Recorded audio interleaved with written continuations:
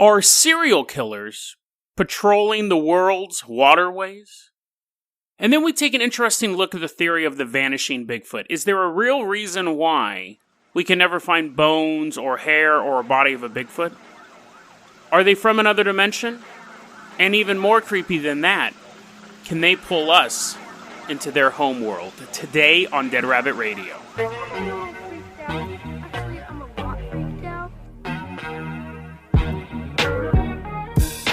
Hey everyone, welcome back to another episode of Dead Rabbit Radio. I am your host, Jason Carpenter. I'm having a great day. I hope you're having a great day too. The Discord server is blowing up. We had 40 people jump on probably within the first half hour to hour of announcing that we have a Discord server. I recommend you guys check out the show notes. It's really cool. It's a really cool place for you guys to communicate with other listeners of the show. A lot of cool friendships were born last night, I believe.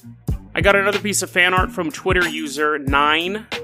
It is a mashup of Dead Rabbit and Bloody Mary, which 9 said it was their favorite episode so far. So I'll have that in the show notes as well. Go ahead and check that out. It's just a really cool community. You guys are awesome. You guys are really, really cool, and I appreciate having such awesome friends listening to the show. So let's go ahead and move on to our first story. Our first story, imagine you're walking down the road late at night, and you're not in the boonies. You're not in the middle of nowhere. You just left a bar.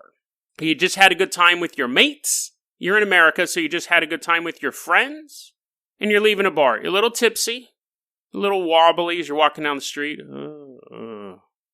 Seeing little pink elephants dancing around in front of you, little pinko dancing around in front of you. But you don't want to drive, so you're like, I'm just going to walk. I'm just going to walk. I'm a little wobbly, a little unstable. It's 3 a.m. And you start to hear footsteps behind you. You turn around, you see someone walking, you don't really think anything, but then you hear, and right when you turn around, he grabs you. 3 days later, your family and friends find you floating down the river. Now, I guess that's probably not the most entertaining and uplifting way to start this story, but that's the theory that's going on. Not that you are being thrown in a river, but so between the 1990s and 2008, 2 retired police detectives investigated over 250 bodies of young men. Sorry if you were a woman listening to that part, but you're not in the statistics. 250 bodies of young men found in waterways across 11 states.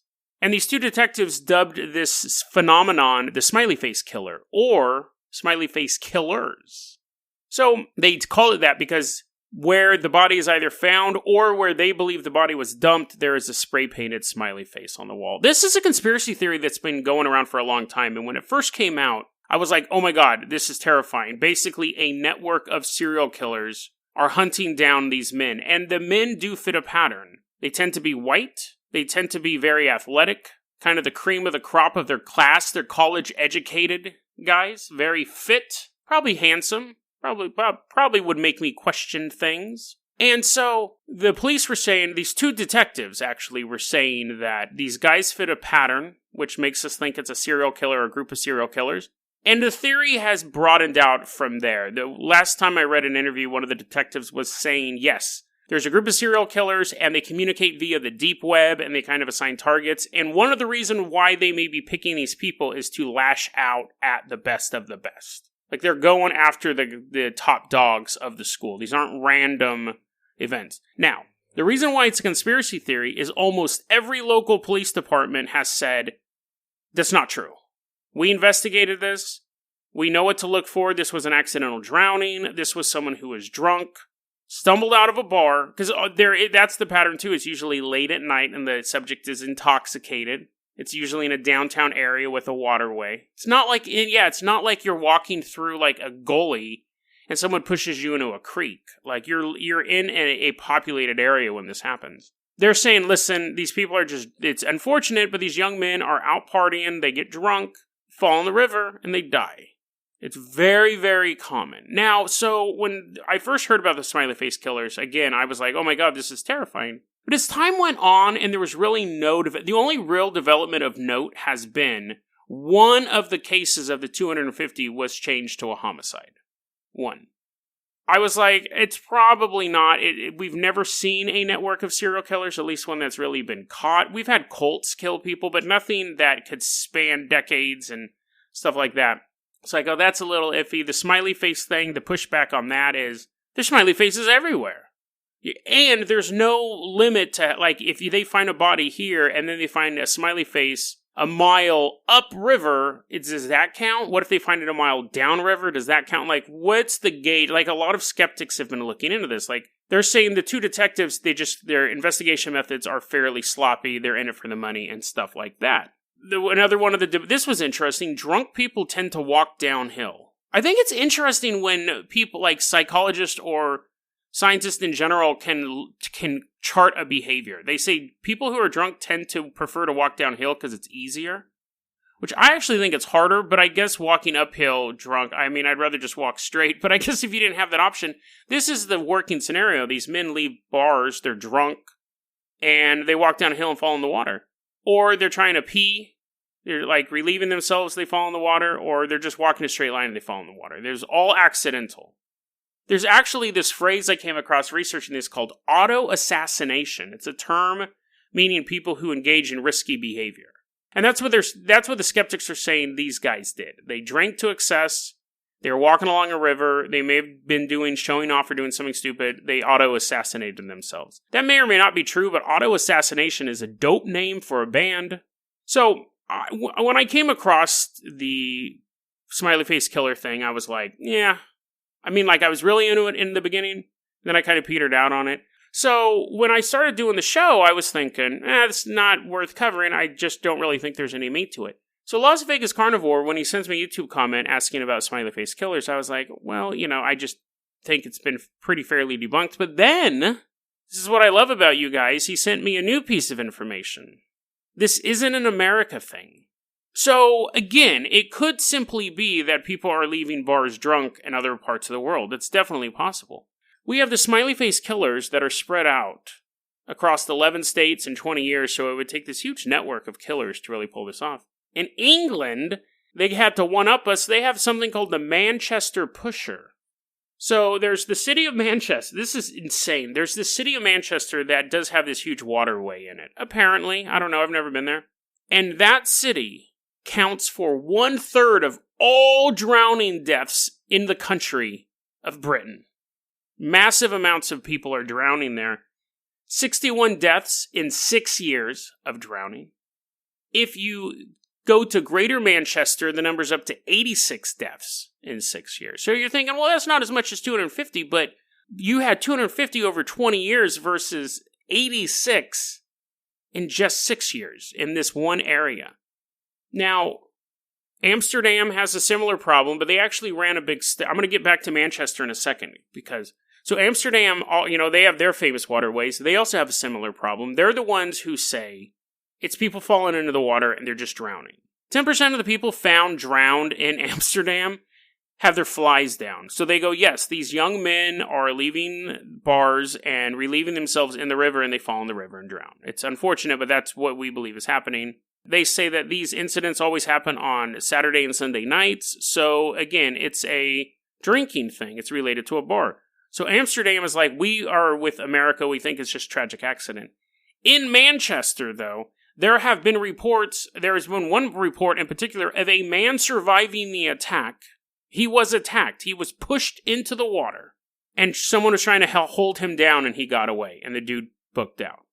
So in that country, you have someone who was drunk, leaving a bar, and got pushed into the river by another person. Is it possible he was simply panicking and thought somebody was there? Yeah, it's possible. But I think if you looked at the statistics, they should correlate across the board. To have 61 to 86 deaths to have 1/3 of all your drowning deaths in one area within 6 years, and have somebody report that they were attacked in a manner similar to how the other bodies are found, raises a lot of questions. And the weird thing is, the police, even in Manchester, are just like, no, people are just drowning. The questions are being raised, and the authorities aren't answering them. I don't know if there is a smiley face killer or killers, but there is most likely a Manchester pusher. pushing young men into the rivers, drunk and helpless, and then just walking away into the night. You know, for our next story, we're going to go back to Bigfoot country. We've covered Bigfoot a lot this season, and I got some more Bigfoot stuff coming. And it's weird, because Bigfoot really straddles the line in paranormal stuff. A lot of people treat Bigfoot as it is a species, it is a cryptid, it is like a humanoid creature that breeds and has food, like it has eating patterns, and it has this structure of some sort. People talk about Bigfoot the same way that you would talk about bear population. Like, maybe the Bigfoots moved their tribe, or, you know, they talk about it as if it's this real living biological entity. And then every so often you come across the story that says, Bigfoot is so far beyond our comprehension. Like, to think of it as a creature that eats, poops, breeds, and dies is very, very wrong. Bigfoot is something else. I think it's interesting because even this show, like, I'll talk about the Almas, and I think the Almas did exist. I actually totally believe that there were Cro-Magnon or Neanderthal men running around very recently in Mongolia. If that stuff I read was true, then I believe that. If it was all made up, I don't believe it, but you know what I mean? Like, I think that's possible. But when we talk about 8 foot tall, the Sasquatch, I'm really starting to be iffy on whether or not, if it does exist, and I don't know if it does, but if it does exist, I don't think it's a half human, half ape wandering through the woods. That I think it just may be something totally off base. It's not an animal at all. Let's get into this. This was a request from Bennett. He actually sent me an email a while back with a couple Bigfoot things, and I've been kind of going through it. The year is 1980. I was 4 years old. So imagine me in my underoos while this story is taking place. This story actually also takes place in Eugene, Oregon. It's not too far from me now, and the story is again, it's kind of mind-blowing if you're... Okay, let's just get into it. The year is 1980. If it's true. Could be totally made up, but the year is 1980. In Eugene, Oregon, there is a man named Larry Kelm who wants to go for a hike. And there's this famous, hiking trail from the Saddle Blanket Mountain to Oak Ridge that he's going to walk along. And there's, this old Native American trading camp there that he's like, I'm going to go there. It's, nice place to relax. It's a long hike, but this is what he does for fun. This is how he relaxes. Now, again, I've said in previous episodes, don't ever be a hiker because weird stuff's going to happen to you like this. First 2 days of the hike, very leisurely, just walking.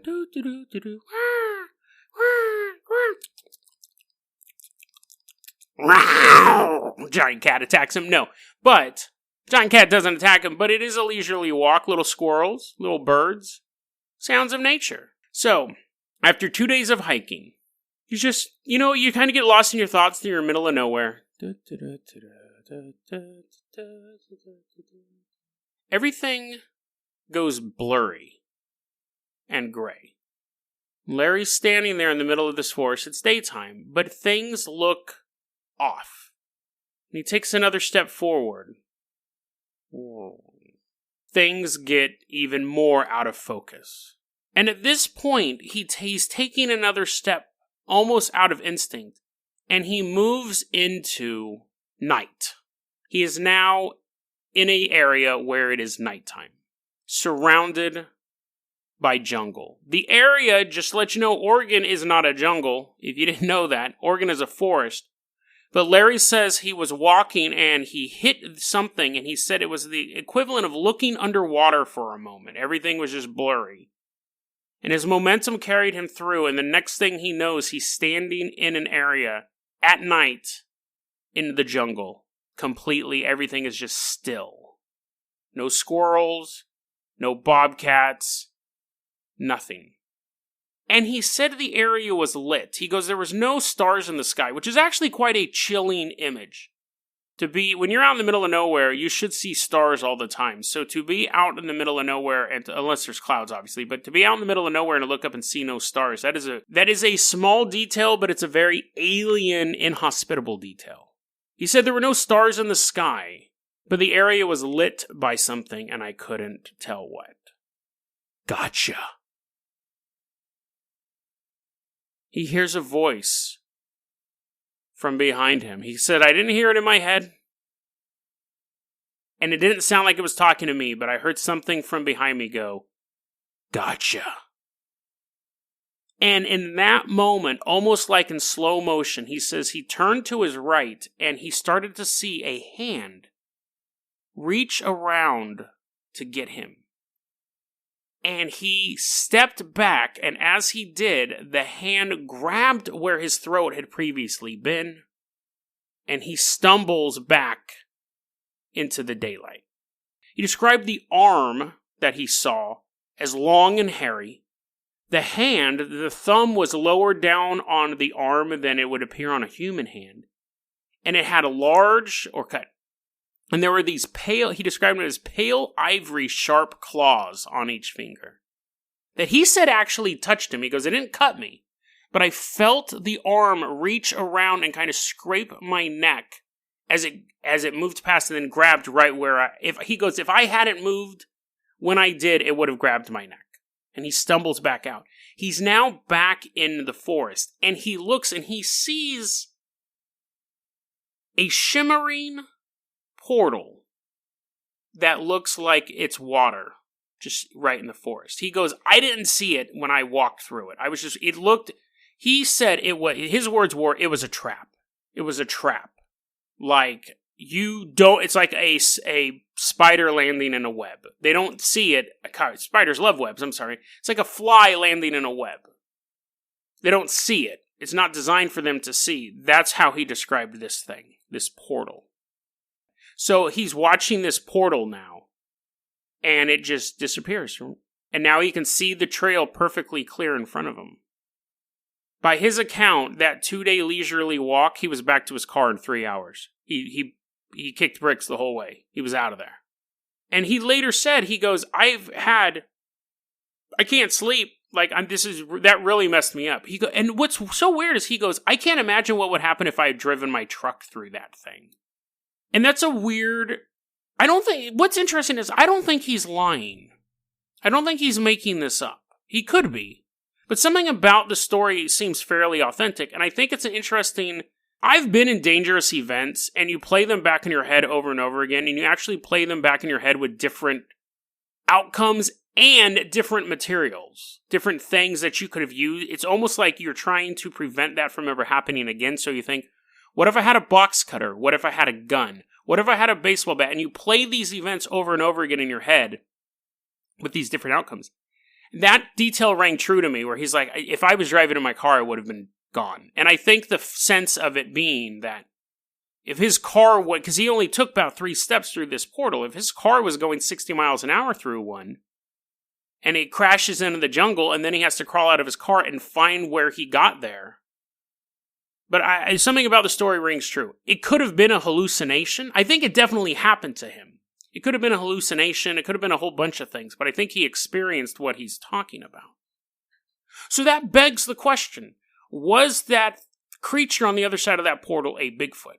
And it really does explain a lot of things about Bigfoot. And what Bennett requested was Vanishing Bigfoot. And he sent me all of these links. And this was one of the stories I got out of this. The other stories were like, I was walking through the woods. I saw a Bigfoot. And then it wasn't there.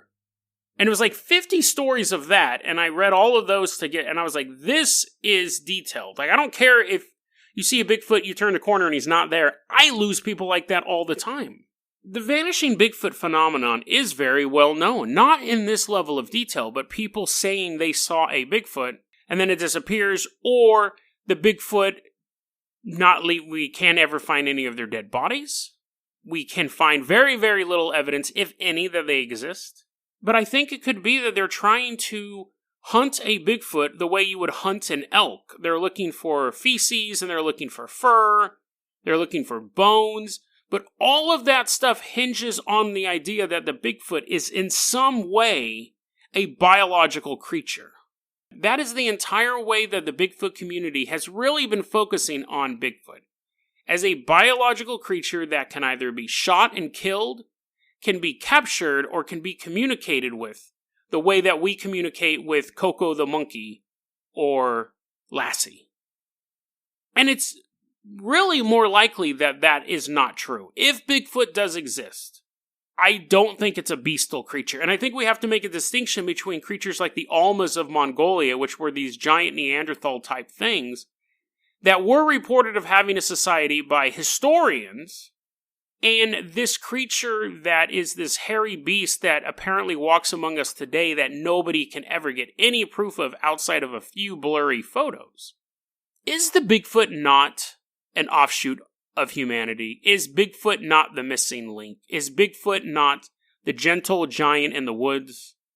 Is it possible that the entity that we know of as the Bigfoot is playing dumb? Is it possible that this creature is hunting us? I think it's far more likely that Bigfoot is either from another dimension. I know that's going to sound ridiculous, but it's Occam's razor. Like, Occam's razor is obviously that Bigfoot does not exist and that it's all completely made up. 100% made up. That's Occam's razor. That's the most obvious answer. But then if you eliminate that, I don't think it's a biological entity. It really can't be at this point. We've been hunting it for really 100 years at this point. And there's never been a body or a bone found that's been conclusively known to be a Bigfoot bone. That really leaves a few options. One, it's alien, which we're going to get into on a later episode, that Bigfoots are either aliens or alien pets or something even more sinister.